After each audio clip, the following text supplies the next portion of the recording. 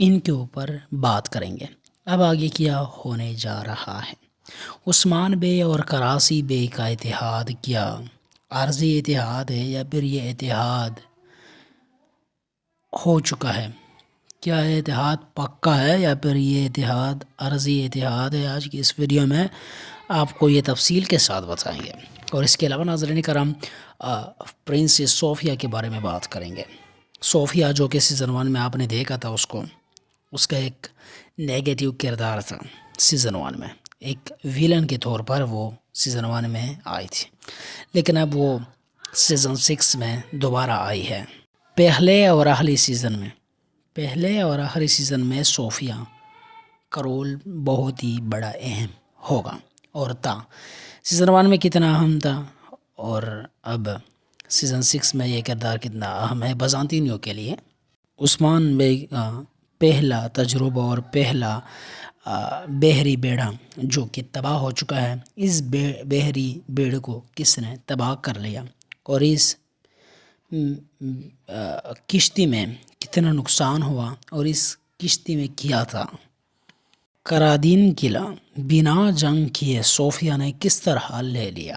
آج کے اس ویڈیو میں آپ کو یہ تمام تر معلومات اور تفصیلات سے آگاہ کیا جائے گا، تو اسی لیے ہماری اس ویڈیو کو آخر تک دیکھیے گا، اور اگر یہ ویڈیو آپ کو پسند آئی تو میرے اس چینل کو سبسکرائب بھی کیجیے گا اور ساتھ میں لگے بیل کے آئیکن کو بھی پریس کیجیے گا تاکہ آپ لوگوں کو ہماری تمام آنے والی ویڈیو کا نوٹیفیکیشن بر وقت مل سکے۔ جی ہاں ناظرین کرام، نوٹیفیکیشن کو دبانے کا آپ کا فائدہ یہ ہوگا کہ جو میری نئی ویڈیو ہوگی وہ آپ کو بر وقت ملتی رہے گی۔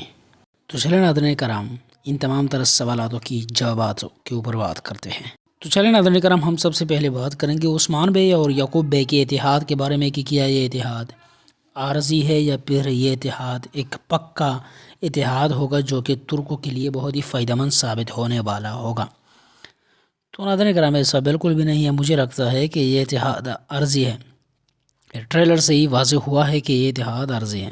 عثمان بے اور کراسی بے کا جو اتحاد ہوا ہے یہ عارضی اتحاد اسی لیے بھی ہے کیونکہ پرنسس صوفیہ نے بغیر جنگ کیے کرادین قلعے کو حاصل کر لیا، اور اس کے پیچھے کسی اور کا ہاتھ نہیں بلکہ کراسی بے کا ہی ہاتھ تھا۔ لوکاس حملہ کرنے والا تھا کرادین قلعے پر۔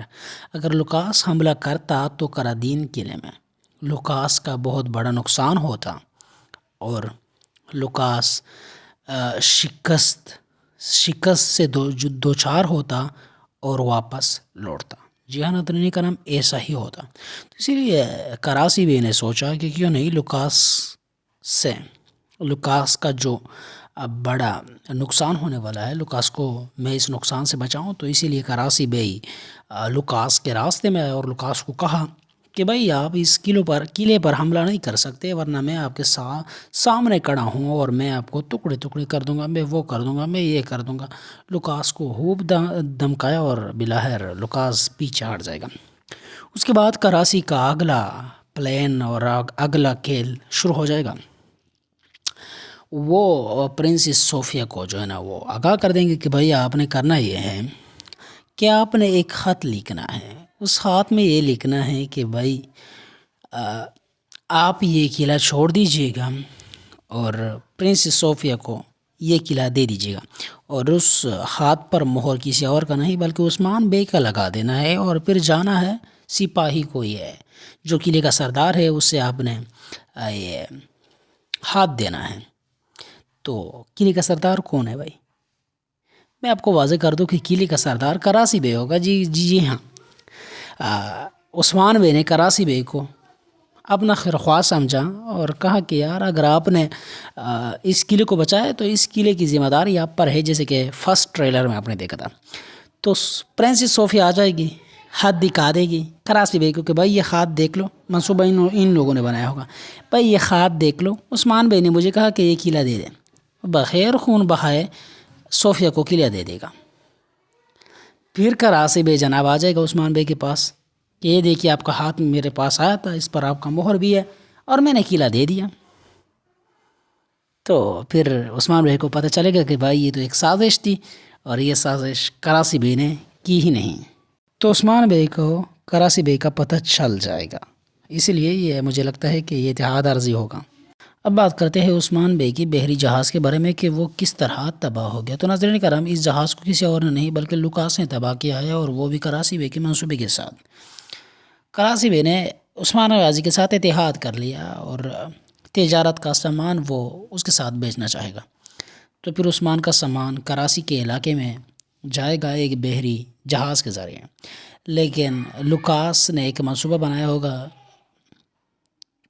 کراسی بے کے ساتھ مل کر اس بحری جہاز کو سمندر میں ہی تباہ کرنے کا۔ اس جہاز میں ایک غدار ہوگا جو کہ اس بحری جہاز کو اڑائے گا، جس طرح آپ آنے والے ایپیسوڈ میں دیکھنے والے ہو۔ دوسری طرف ناظرین کرام، کافی لوگ گونچا کے بارے میں بھی پوچھنا چاہتے ہیں کہ آخرکار گونچا ایپیسوڈ کے لاسٹ میں کہاں غائب ہوئی اور کہاں گئی۔ تو ناظرین کرام، میرے خیال میں اولگن کو بھی پتہ نہیں ہوگا کہ وہ کہاں گئی۔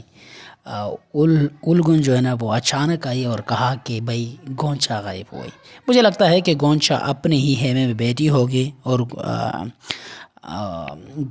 اولگن نے صحیح تلاش نہیں کیا ہوگا، اسی لیے جلد بازی میں آ کر انہوں نے بالحق ان کو یہ کہہ دیا کہ بھائی گونچا غائب ہے۔ حالانکہ ہم نے کچھ پکچر اور ٹریلرز میں دیکھا کہ گونچا تو قبیلے میں بیٹھی ہوئی ہے، اوتاک میں ہمیں نظر آ رہی ہے۔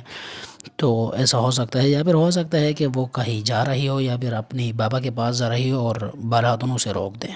ناظرین کرام، یہ تمام معلومات آپ نے جان لی ہیں۔ اب آپ ان تمام تر سوالاتوں کی جوابات کے اوپر کیا رائے رکھنا چاہتے ہو، اپنے رائے کا اظہار کمنٹس بک میں آپ نے ضرور کرنا ہے، کیونکہ اگر آپ اپنے رائے کا اظہار کرو گے تو ہمیں بھی یہ پتہ چلے گا کہ یار کیا کیا ہونے والا ہے۔ ناظرین کرام، میں ہر ویڈیو میں ذکر کرتا ہوں اپنے اس تیسرے چینل کے بارے میں کہ بھائی یہ میرا تیسرا چینل ہے۔ ایک بین ہوا، دوسرے مونیٹائزیشن پالیسیز کی وجہ سے مونیٹائزیشن جو ہے نا وہ بین ہو گیا، تو اب ایک ہی چینل ہے بھائی، تو اس سے ہی ہم نے کام چلا لینا ہے۔ اور بھائی آپ نے جو ہے نا اس پر سپورٹ دکھا دینی ہے، خوب سپورٹ دکھا دینی ہے۔ آپ کو خبریں ملتے رہیں گے، ہمیں جو ہے نا وہ آپ کی سپورٹ ملتے رہے گے، باقی میرا کوئی مقصد نہیں ہے۔ تو ناظرین کرام، اس چینل کو اپنے ساتھ محفوظ کر لیجیے گا تاکہ قدرت اس بار کی جو اپڈیٹ ہے وہ آپ تک پہنچ سکے۔ ملتے ہیں پھر اگلی ویڈیو میں۔ اپنا بہت سارا خیال رکھیے گا، اپنے پیاروں کا خیال رکھیے گا، اور مجھے دعاؤں میں یاد رکھیے گا۔ اللہ آپ سب کو ہمیشہ سلامت رکھے۔ السلام علیکم۔